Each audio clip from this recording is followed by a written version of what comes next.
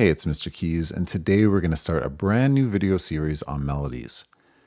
Now, I have a question for you. Have you ever had a melody in your head and you didn't know what chords to apply to that melody?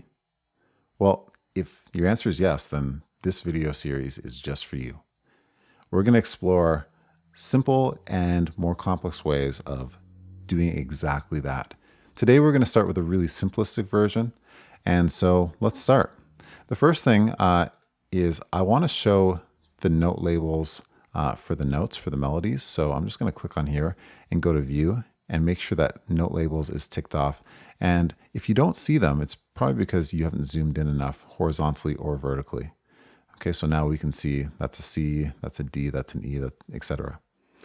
All right, so the first thing that we need to know is how often should chords change? Well, in this simplistic version, we're going to change our chords either once per bar, so right here, then here, then here, then here, or twice per bar, so at beat 1 and then beat 3 of every bar. You can also mix that up, so let's say the first bar you wanted to change just once, and the second bar you change twice, so here and here. And then you go back to once per bar and then twice per bar. A lot of times when we're creating chord progressions, or when you hear chord progressions in songs, there's patterns rhythmically. So that's what I would call an A, B, A, B. One chord here, two chords here, one chord here, two chords here. Or you could have 1, 1, 1, 2, or you could have 1, 1, 2, 2. Like, it really doesn't matter. But music is based on patterns, and it's just something to keep in mind. You don't want it to be random. But at the end of the day, it always matters how everything sounds. That's the most important thing. All right, so now that we know how often our chords should change, when do we actually need to change our chords? And that's it seems like the same question, but it's slightly different.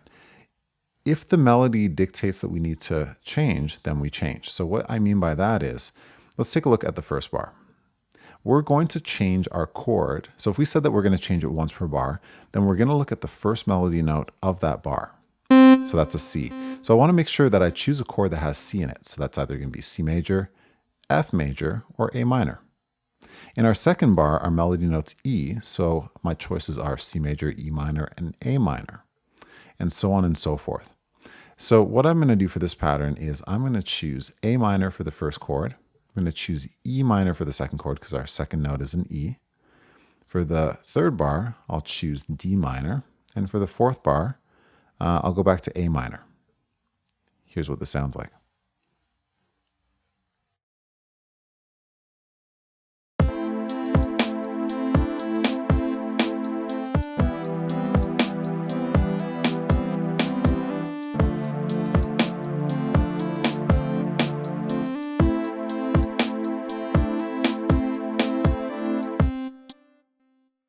All right, so I like that pattern. The only thing that I want to change is the last chord. So I had A minor, E minor, D minor, and back to A minor right here. I don't want to use A minor again, so I'm going to go back to E minor here. When you're choosing your chords, don't just go with the first thing that comes to mind.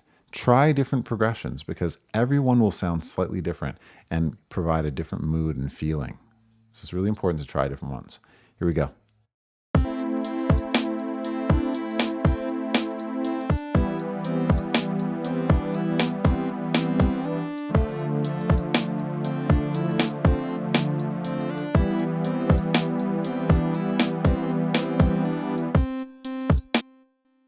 Okay, let's go on to the second example now. In this example, we have a lot more notes. The melody is a little bit more involved, different rhythms as well. And we're going to change twice per bar. So let's start. The first chord is going to be F major. Then halfway through the bar, I'm going to switch. Even though it's the same melody note, I'm still going to switch the chord to D minor this time. Then I'll switch over to C major here. We have a G, so I'll switch to G major. Now, I'm going to try to mimic what I did in the first two bars in the last two bars. Remember, patterns. Patterns are very important. And the melody might not let me, but I'll try to stay as close to it as I can. So I can stay with F major here. Halfway through, however, I can't go back to D minor because D minor does not have a C in it. So I'm going to switch this one to A minor, and then go back to C major, and then G major. So let's hear how that sounds.